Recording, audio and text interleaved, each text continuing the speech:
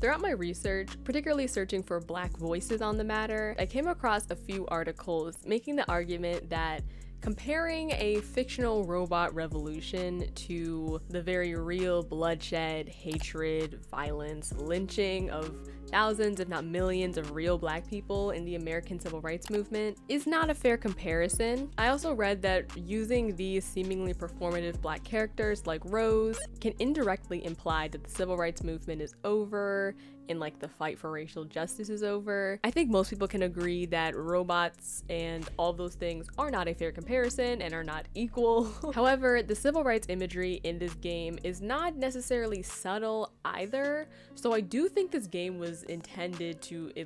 at the very least, have their audience ponder these very real social issues,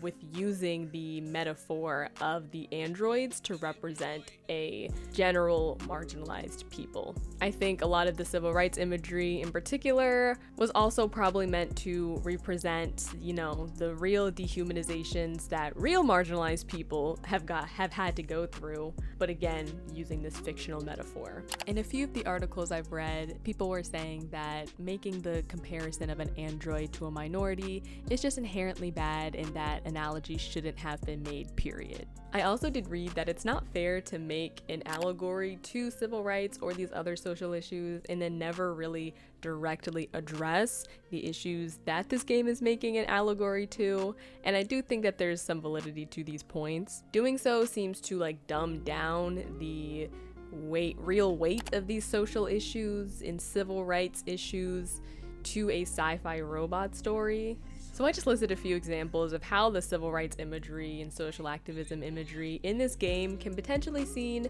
as problematic, or at the very least be seen as performative. So that also leads me to question, just because something is performative, does that necessarily make it bad?